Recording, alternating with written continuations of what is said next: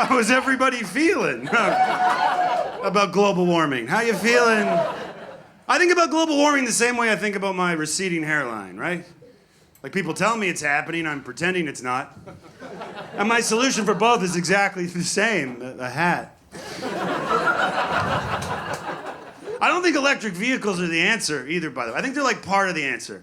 I think if you have an electric vehicle, it's like half environmental and half virtue signaling.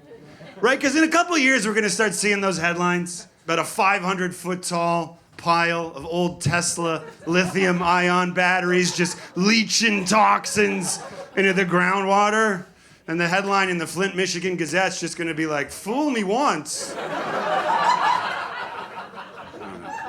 It's good to be here on the 2023rd anniversary of December 7th. I wrote that joke just for you guys. That won't work tomorrow. I should also acknowledge that today's also the 82nd anniversary of the attack on Pearl Harbor. And this is wild. You guys probably don't know this, but it's also, this is crazy. Today is also the second anniversary of the 80th anniversary of the attack on Pearl Harbor. Crazy. I'll tell you, that's the hardest joke I've ever had to workshop. Last couple of months, I've been doing that joke all over the country. They just think I don't know what day it is. It's wild. How crazy is that to write a joke that only works on one day? And that day happens to be when you're taping a special. What are the chances? If this goes well, this will be my second comedy special. Yeah. Oh. If it doesn't go well, it'll be my fifth. We'll see what happens. In case you haven't seen the first one, I'm going to do a quick recap just to level set the room so we all have the basic information. Like they do on TV, and they're like, last season on Emily in Paris, right? I watch for the fashion. So a quick recap. I grew up in Canada, moved to America, got a master's degree at MIT, worked on Wall Street as an investment banker for a decade, and then became a comedian. Yeah, so now when someone asks me hey, Adam, how's it going? I'm just like, according to plan. Plan B. I started doing stand-up comedy when I was pushing 40. That's not a plan A move. That's more like starting to eat kale during the heart attack.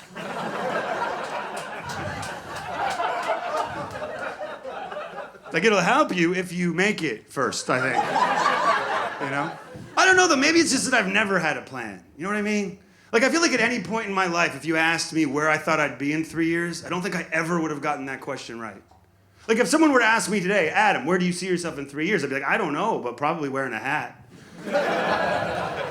I'm jealous of people that have always known what they wanted to do. That have always had a plan. When I went to college, I showed up my freshman year, 17 years old. The first guy I met, he already knew he wanted to be a heart surgeon. Oddly specific, but he had a goal, right? And then I barely saw him for 4 years because he worked so hard. He was always in the lab or the library, just laser focused. And unfortunately, his story has a bit of a tragic ending. He's a dentist now. I was talking about him with a friend of mine. My friend was like, I would never go see some backup plan dentist. I was like, I hate to break it to you, but I think most of them are. I read recently dentists have one of the highest suicide rates of any profession. Yeah, I read that and I just thought, good.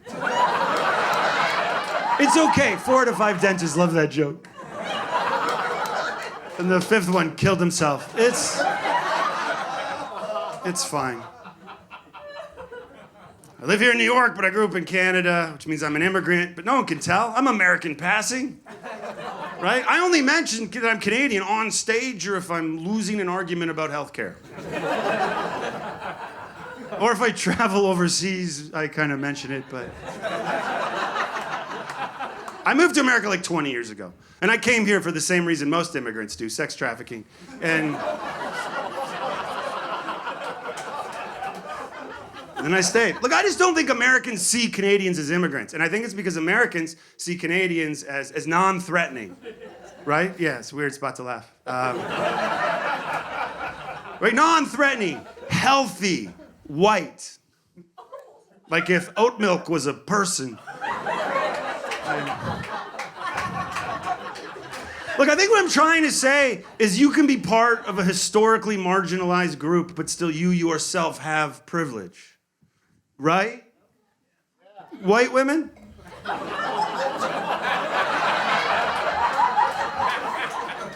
Look, a lot of immigrants that come to America it's a struggle. It wasn't a struggle for me. Maybe that's what I'm trying to say. Like, I didn't come here on a raft. I didn't climb a fence. I took JetBlue. I just had to decide to trade healthcare for don't care. The biggest adjustment for me was just getting off the metric system. I weigh twice as much here. I keep jogging too far. And it takes forever for water to boil. On the other hand, a lot of women used to be intimidated by 22 centimeters. Someone's gonna do that conversion. Put your phone away, sir. I'll save you the trouble. 22 centimeters. It's 0.000167 miles. My neighbor found out recently I'm from Canada. He goes, "Oh, you're Canadian. No wonder you're so polite." I was like, "That's a stereotype." He's like, "Oh, I'm sorry." I was like, "Well, now it's cultural appropriation." You know?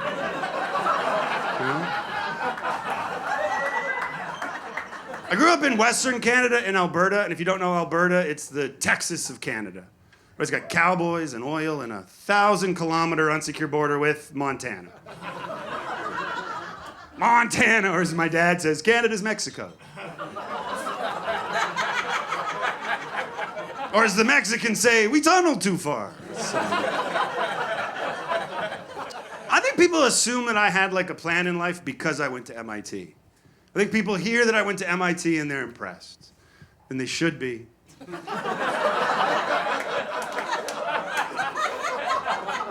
There's a reason Matt Damon wasn't a janitor at Yale.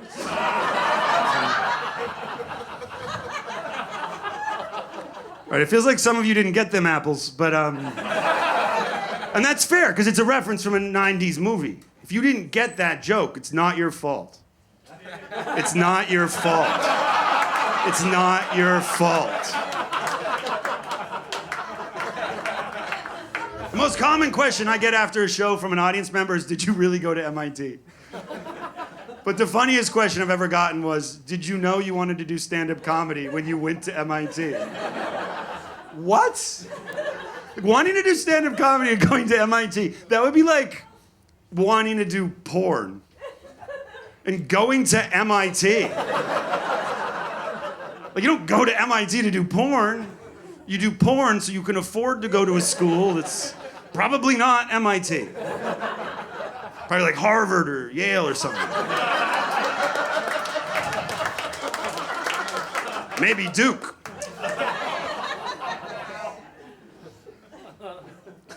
I didn't go to MIT to do stand-up comedy. I went to MIT for the women.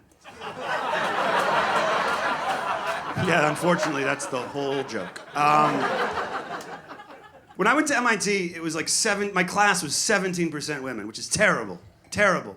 But every year they send me the updated information when they ask me for money. But they send me the updated information once a year, and now it's up to 48% women, which is great, right? It's almost parity. It makes it sound like they've done this like Herculean recruiting effort to get more women to apply. But actually, all the admissions office did was get rid of the driving test.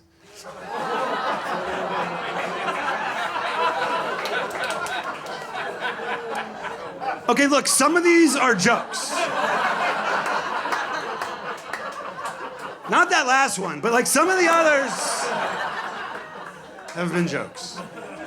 My second day of class at MIT, it was a beautiful Tuesday, not a cloud in the sky, and that day some terrorists flew planes into the World Trade Center.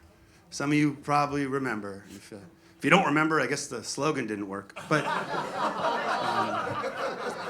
they canceled class that day, and no one wanted to be alone, so we all went to this one apartment and just sat there watching the coverage in shock and horror, trying to understand what had gone on. And I'll tell you what, that day changed my life forever. Because I had an epiphany. I think it was after the first tower fell. I just thought to myself, oh my God, I should go into finance. They'll be hiring. And I know that's dark. That's a dark but honest and vulnerable thought. Sometimes you gotta zig when everyone else zags.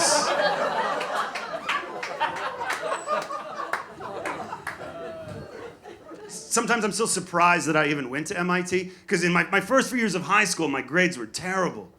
I remember my parents got really concerned. They sat me down one day, and I used that classic cliche line that every bad high school student uses. I said, why do I need to know calculus? I'm never gonna use it.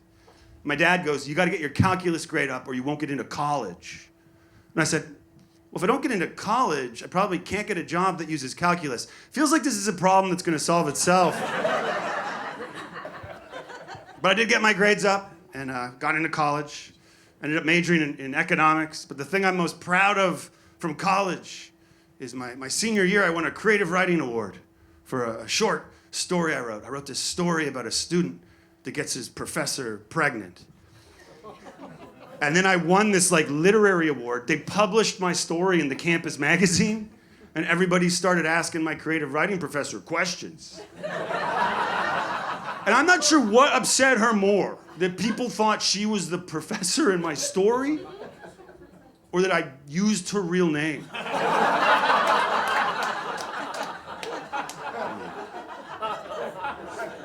Then after MIT, I got a job as an investment banker on Wall Street. They were hiring, and zag, and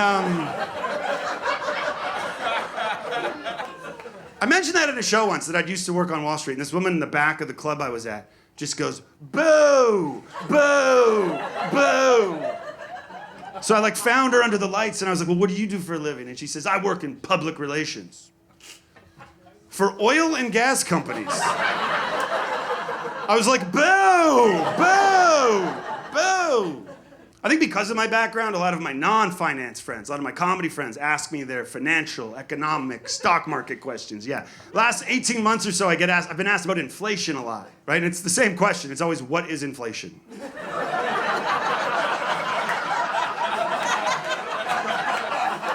I got asked a month ago, what is inflation? So I said, look, the US government, through the US Treasury, printed a bunch of money. When the supply of money goes up, the price of money comes down, which means the cost of eggs. And he goes, no. Tell me in a way I'm gonna understand. So I was like, okay, remember when you met your now wife, and you could just text her, you up, and go over and spend the night. And then 6 months later to spend the night, you had to take her to dinner first. And then 6 months after that, to spend the night, you had to take her to dinner, not at the Olive Garden. That's inflation.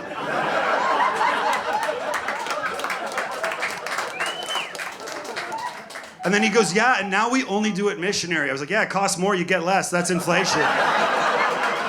That's inflation. I have a cousin in her 20s, and she corrects me if I use a word I'm not supposed to use anymore, which I find very helpful. She told me recently I'm not supposed to use the word prostitute anymore. She said that's now considered very demeaning. You're supposed to say sex worker. I was like, all right, you're dressed like a sex worker. I got the word right. We were out to dinner when this happened, and I ordered ravioli. They bring me the ravioli entree, and it was 3 or 4 really tiny ravioli. And without thinking about it, I just kind of blurted out. I was like, oh man, they really gypped me on the ravioli. My cousin goes, whoa, you can't say that. I was like, you can't say ravioli anymore? She goes, no, you can't say gypped, because it's derived from gypsy. It's derogatory towards gypsies. I was like, thank you so much for telling me, because I don't want to offend any of those roving con artists that go from town to town.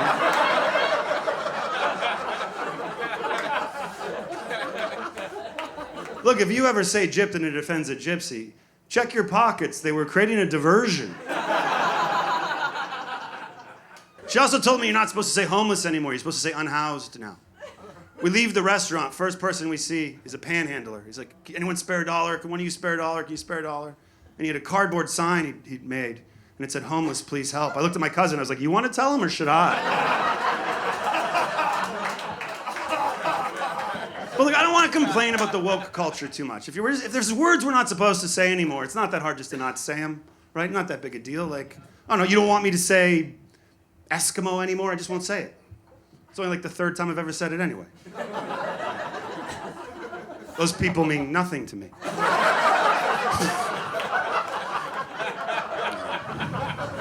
What I'm trying to say is you don't know what's going to set someone off, so you have to be careful, right? Like, I live in an apartment building. I have a new neighbor on my floor, and I got some of his mail. So I thought I'd do a neighborly thing and take him his mail, right? So I grabbed the letters. I walk down the hall. I knock on his door. He opens it. I handed him his letters. I was like, hey, I'm Adam from down the hall. It's nice to meet you, Dave. And he just goes, it's Dave. I was just like, it doesn't have to be. I feel like that's a choice. But people are very sensitive about their names, though. And my name's Adam, so I'm not very sensitive about it. It's a pretty easy name, right? The only problem with being named Adam is, for some reason, a lot of people's iPhone contacts are alphabetical by first name. So I end up getting a lot of pocket dials, a lot of accidental phone calls. You're nodding, yeah. I got one just the other day, ended up with a 4-minute voicemail of my friend having sex. Yeah, it's a good thing I didn't pick up. Or I wouldn't have the recording.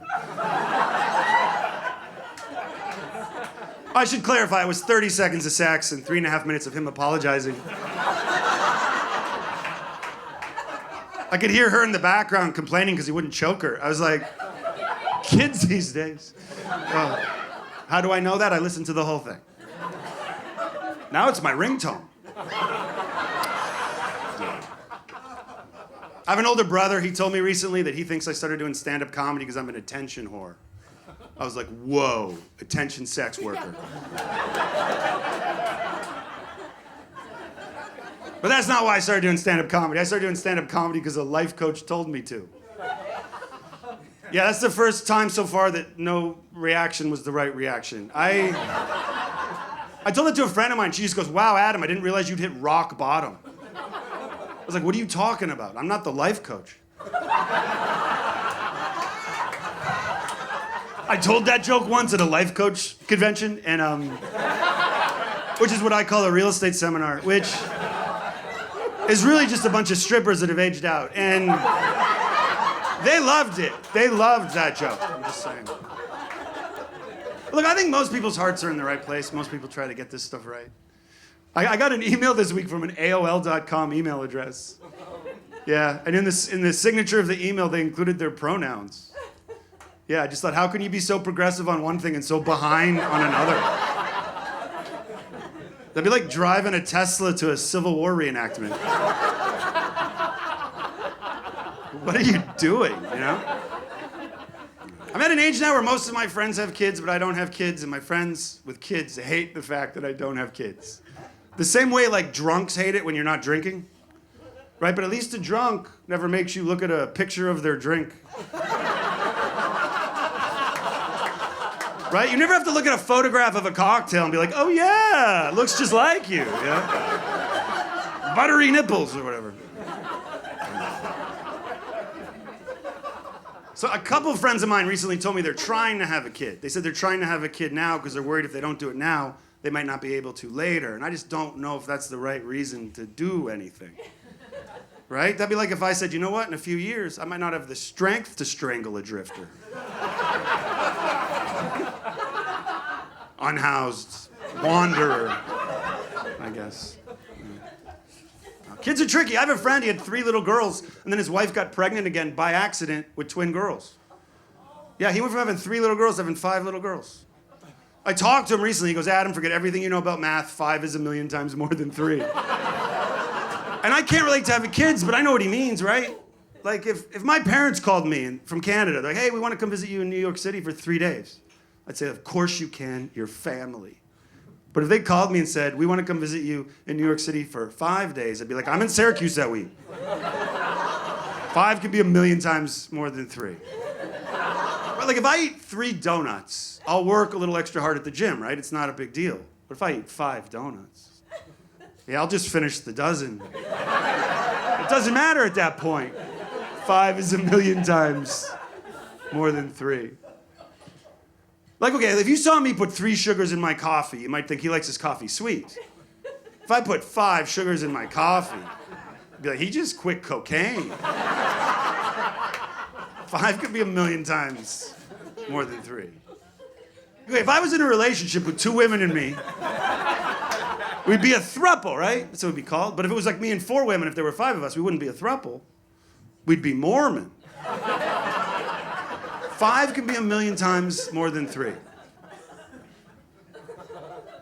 If I killed 3 people, I'm a murderer, right? If I kill 5, I'm the star of a Netflix documentary. 5 can be 1,000,000 times more than 3. Like, take this joke. 3 examples would have been sufficient. Oh,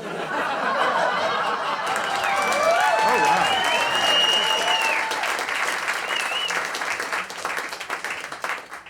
I don't have kids, but I know they grow up really fast. I have a nephew turning 9 next week, so I should probably meet him. I know that makes me sound like the bad guy, but no one ever asked me if I wanted to be an uncle. Being an uncle, it's kind of like being gay. It's not a choice. Yeah, your brother does it to you.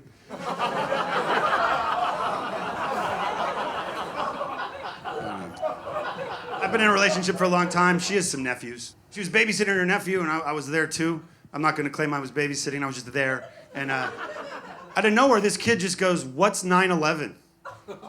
Yeah. And then she just told him. And he thought about it for a minute, and he came back with, "I'm going to build a time machine. I'm going to go back in time, and I'm going to stop 9/11. Yeah, it's very sweet, right? And then she said, "Be careful if you go back in time. You don't want to screw up the space-time continuum. If you do something in the past, you could change the present. You wouldn't want to do something that prevents your mommy from meeting your daddy." Then she looks at me as if to be like, "That's how you do it." I was like, "I think you just told a 6-year-old that his parents met because of 9/11.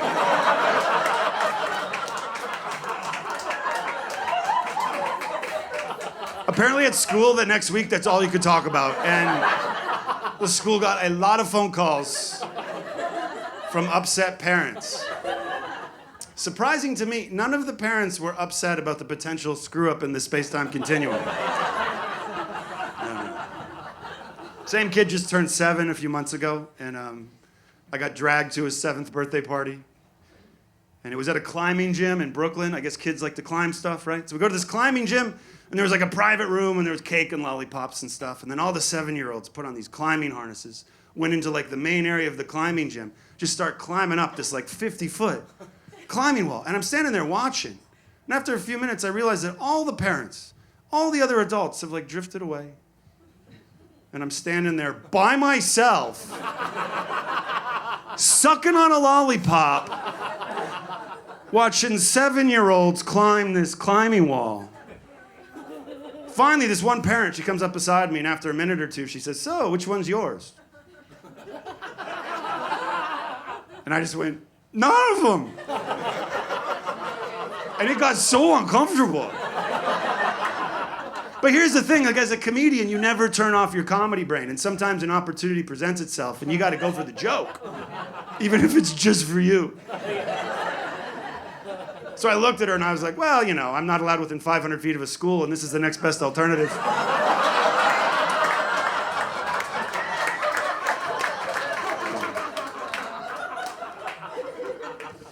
Yeah, I'm gonna be a great dad. We are talking about having kids, because it came up in the conversation that I've never been in a situation where there was a pregnancy scare. She's like, "Adam, at your age, you've never had a pregnancy scare? You should go to a fertility doctor and make sure everything's working." I was like, I didn't realize responsibility was a symptom of infertility. But she made me the appointment, so I had to go to a fertility doctor. And I don't want to be gross, but you got to go to the doctor and you got to produce a sample, right? Yeah. So I went, did the thing, and as soon as I was finished, I was worried that it wasn't enough. But like the nurse assured me that she'd be able to scrape enough off her lower back.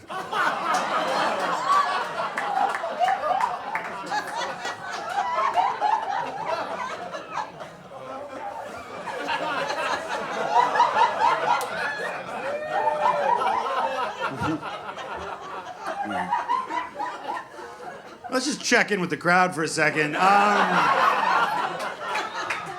about this? Clap Clap if you're easily offended. All right, remember that in a few minutes. Yeah, well, let's lighten it up a bit. Let's lighten it up, you know. Cancer. A friend of mine had a cancer scare last year, but I want to start by saying she's fine. Full remission. She's healthy. She's great. She's terrific. The only reason I mention it is because last year when she was going to her chemo appointments, she would take a healing crystal with her. And now she's telling everyone the crystal worked. And I just want her to say, and the chemo. The crystal and the chemo.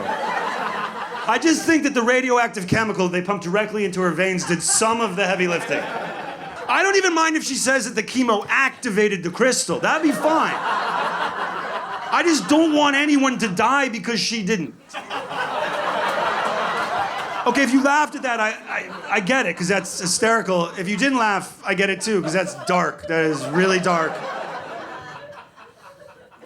The crystal culture is out of control. One of my friends just told me she spent $300 recently on healing crystals. I just feel like that's a lot of money to spend on rocks. So I asked her how they work, and she says, if I'm starting to feel sick, I keep the crystals near me. I was like, how about if you're starting to feel sick, you just go loiter at the crystal store? I think I saved you $300. She goes, that wouldn't work because they wouldn't be my crystals. How do the crystals know they're yours? I'm not against spirituality, by the way. I think that's a wonderful thing. I have a friend who told me she spent most of last year getting in touch with her inner goddess. I think that's wonderful, right? It just means she's empowered, she's doing yoga, she knows when Mars is in retrograde or whatever. It's funny, though, because it doesn't work that way for guys. Ladies, if a guy ever tells you he's in touch with his inner god, run. That's not a thing. Right? Because a woman in touch with her inner goddess has crystals. Guy in touch with his inner god smokes crystal. It's very different. My dad and my brother are both doctors, which just means they have terrible handwriting. Doctors have the worst handwriting. My brother once wrote me a handwritten birthday card. I took it to the pharmacy and got Xanax. And that card, unlimited refills. Yeah. I was at a show once, and I asked if anyone in the audience was a doctor, because if there was a doctor, I wanted to make fun of their handwriting. And in one of the most confident displays I've ever seen, this guy in the front, he just goes, I'm a doctor. So I was like, all right, sir, what kind of doctor are you? And he goes, I'm a veterinarian. I'm an animal doctor. I was like, well, first of all, I know what a veterinarian is. I wasn't going to thank you for your service. And second, if you're ever on a plane and the captain comes on and says, is there a doctor on board? Just take a beat. Just wait a second. There might be a human doctor on that plane. And even if there isn't, the only person you're helping is 4 rows back, there's a dentist who's just like, whew, really dodges the bullet. Like, if you're ever at an airport and you see them, like, carry a guy off a plane and he's got, like, a cone around his neck, you'd be like, oh, he had a medical emergency and there was a veterinarian on board. My dad's not just a doctor, my dad's actually a brain surgeon, and I do this, so we both save lives. But I'm the one giving out the best medicine. Yeah! Oh, wow. I sell Oxy on the side, and I heard someone say laughter. Yeah, laughter's not the best medicine. Just ask anyone with a healing crystal. They'll tell you. My dad gets an email once a year from a former patient on the anniversary of when he removed her brain tumor. She emails him every year on that day to thank him for another year of life. And the fact that I know that is a HIPAA violation.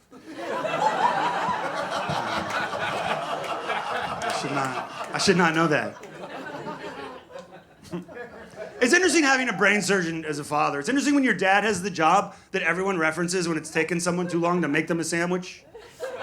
Right? It's just a ham and cheese sandwich. It's not brain surgery.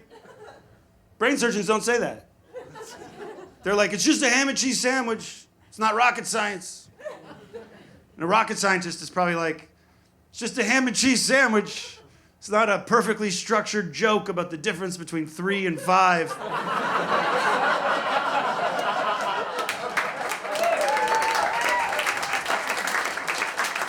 kind of guessing at the last one, but I feel like that's what they would say.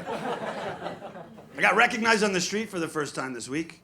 This guy just stopped me. He goes, "Do I know you from somewhere?" And I was like, "I'm a comedian." He goes, "That's not it." And then he pulled out a paper copy of the Wall Street Journal, pointed at the cover and goes, "Isn't that you?" That's how I found out I have white-collar crime courtroom sketch face. I've been called worse. I once had a girlfriend tell me I look generic and invisible. Those weren't her exact words, I'm paraphrasing. What she actually said was, "You look like the human form an alien would take to blend in." Yeah. She was a weird one. The first time we were like intimate, it was starting to get hot and heavy, right? And I went to put my glasses on the night table, as one does, and she goes, "Keep your glasses on." And I was like, "Oh, you want me to be able to see the passion in your face?" And she goes, "No, I have a Millhouse fetish."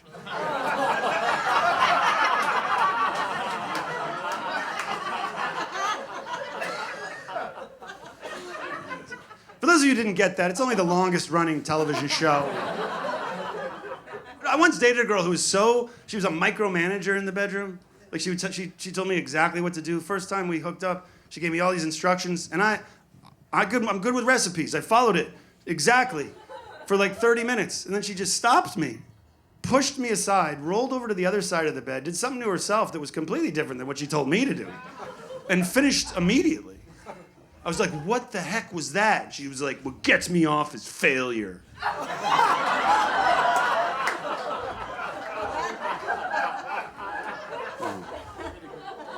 have trouble with compliments. I think it's because if someone compliments me, I feel like I'm being rude in that interaction if I don't compliment them back, right? But I don't always have a compliment like ready to go. Like the other day after a show, this guy taps me on the shoulder. He goes, "Hey man, you were pretty funny." And I recognized him from the front row, but I wasn't ready for the compliment. I panicked. I freaked out. I was like, "Your wife is hot." And she was, but that wasn't the time or the place. You know, at the urinal. Sometimes I wish I was just like a little autistic. Just enough that I could say what I really think, not make eye contact, and then leave abruptly. How nice would that be? Like you're at a dinner party, right? And you're standing in a crowd of people, and someone's like, "I can't believe Kevin cheated on Linda." And I could be like, "Oh yeah, well Kevin's always been an asshole, and Linda got fat." And then I could just walk away. Meanwhile, they're like, "What was that?" And someone's like, "Oh, he's a little autistic." They're like, "Oh, all is forgiven." And meanwhile, they're all thinking, he kind of nailed that Kevin Linda thing. We've all been thinking it. I got the glasses on. I have an astigmatism. Where are my A-stigs at? Any A-stigs? Oh, nice, yeah. Like my understanding of it is part of our eyes that's supposed to be round is actually oval, football shaped. It's like being nearsighted and farsighted at the same time. Without glasses or contacts, everything's blurry. I went to a laser eye surgeon to see if they could fix it. And she goes, she could fix the nearsightedness or the farsightedness, but not both. What a Sophie's choice. Right? Because do I want to be able to read? Or when she walks into the room, do I want to know if she's hot? So, almost time for audiobooks.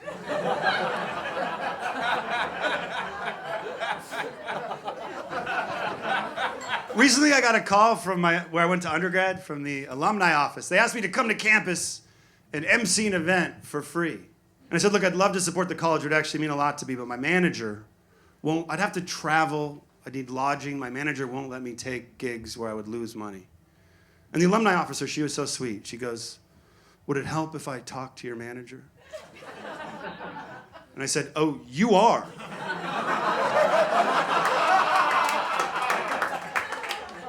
Found out recently I'm Jew white. Jew white. You guys heard of Jew white? I'm Jew white. I was talking about race with a Mexican friend of mine. I was like, "Well, what race am I?" He goes, "Jew white."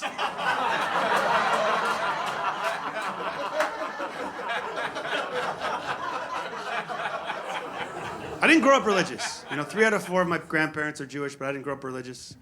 Remember in high school, I had a crush on this Jewish girl, Sarah Goldberg, but she wouldn't go out with me because her mother said since I'd never had a bar mitzvah, I wasn't a real Jew. It was heartbreaking.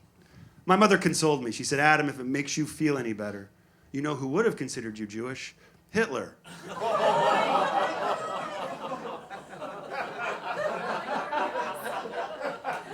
Remember that silence earlier? We're there now. I had Jewish grandparents that still lived in Europe when World War II started, and they actually had to hide from Nazis in a secret room in their house for 9 months before they escaped to Canada. It's quite a story, but I still have to work for a living because they didn't write a book about it. And they survived or whatever. My point is, when you're hiding from the Nazis, jot a few things down. Like, when life gives you lemons, zag. Write a Holocaust haiku, I guess. I don't know. All right. Been traveling more this past year for comedy. It's a lot of fun. I was in New Orleans recently with another New York comic. Yeah, it was cool. And we went out to a restaurant to get dinner, and they had alligator on the menu. He got so excited. He was like, I'm definitely getting the alligator. Why do people get excited about eating dangerous animals? There's no relationship between how dangerous it is and how good it tastes, right? If things tasted better, the more dangerous they were, everyone would just want to eat white women. Like, what's your special today? Well, we have Central Park Karen over brown rice with a blonde demi-glaze. Yeah. In February, we're introducing the McAshley. I have a lot of friends in their 40s. A lot of them are going through midlife stuff. A friend of mine turned 40 and she got braces for her teeth. That was her thing. She's always been self-conscious about her teeth. She wanted to do something about it. She got braces. I applaud that. And I took her out for a drink to celebrate her birthday. We're sitting at the bar. The bartender comes over, takes our order, and the bartender was a woman that had very obvious breast implants. As soon as the bartender is out of earshot, my friend goes, ugh, Adam, why do some women do that? I was like, well, you got braces.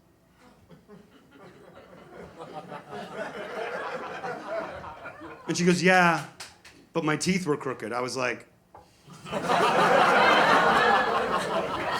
And look, I'm not saying braces and breast implants are exactly the same, but there are some similarities, right? Both are cosmetic procedures to boost your self-esteem. Both are expensive. And with both, if you see a woman with a bad set, you're like, ah, she's British.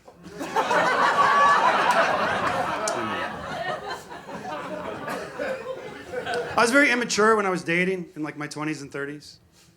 And I'll admit it, I'm going to tell you something very vulnerable, but my type was just the opposite of whoever I was dating. Right? If I was dating a short girl, my type was tall. If I was dating a brunette, my type was blonde. If I was dating a really smart woman, my type was also blonde. If you're blonde and you didn't understand that, just ask someone after the show. You look up, don't be upset. I can see your roots from here.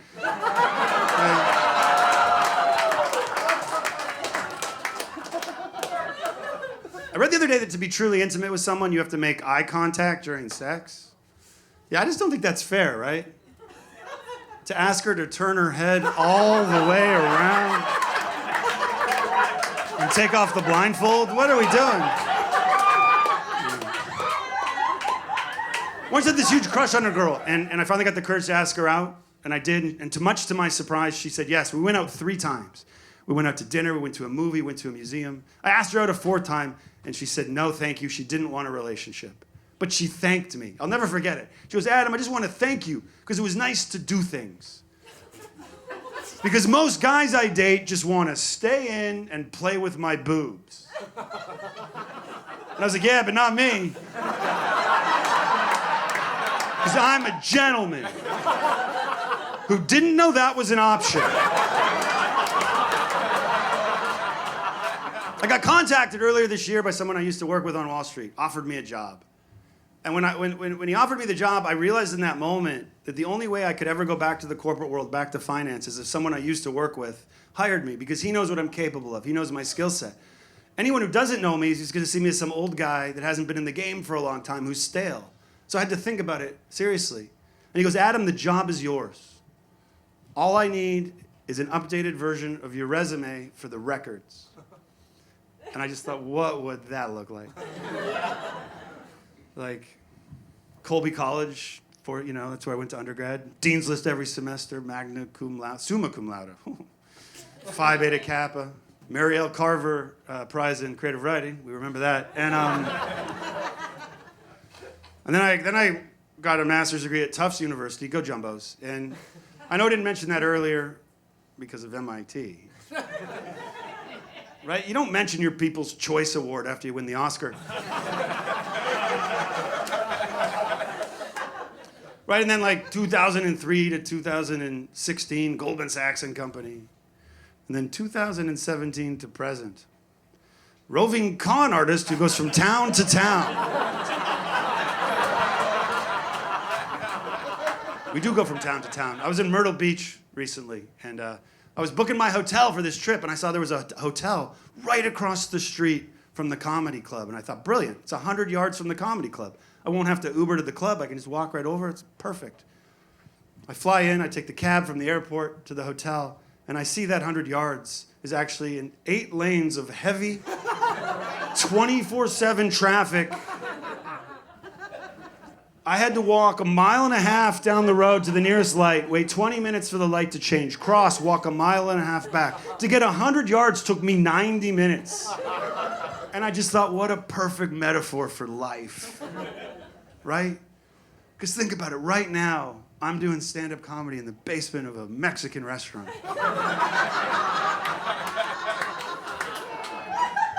100 yards that way is the Beacon Theater.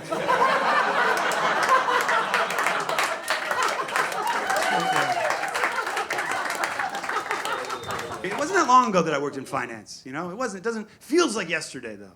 To me, it feels like it wasn't that long ago that it was 3 a.m. and I was sitting in a cubicle in downtown Manhattan with Excel models on these screens in front of me, waiting for final deal terms so I could update the Excel models, check all the numbers, make sure they're right, transfer them numbers into a presentation, print and bind 50 copies of that presentation, get it to a law firm in Midtown by 7:30 a.m. so the board of directors of a $500 billion company could approve the acquisition of a $300 billion company and then issue a press release before the New York Stock Exchange opened at 9:30 that morning. And if I make any mistakes, it could cost billions of dollars.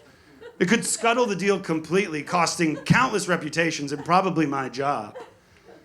I'm surrounded by empty coffee cups. I haven't slept in 4 days. I took a 20-minute nap by accident in a bathroom stall. It's the only sleep I've gotten. And now I worry that something I think is funny won't be funny to you.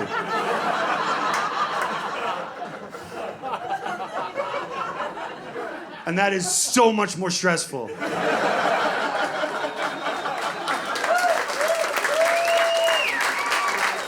guys have been a lot of fun. Thanks for coming out, everybody. Oh, hey. Hold on one second. My phone is going crazy. Oh, look, it sounds like the first review is in. That's amazing. We haven't even finished recording yet. It says, check your pocket. Review. Okay. Muller's follow-up to his 2022 special starts strong. Do we agree? Yeah. All right, cool, yeah. And it holds up for about 15 minutes. Before it devolves into verbal diarrhea of jokes and punchlines with no discernible plan. The Flint, Michigan Gazette. I don't know, sounds like I nailed it. You guys have been so much fun. Thanks for coming out, everybody.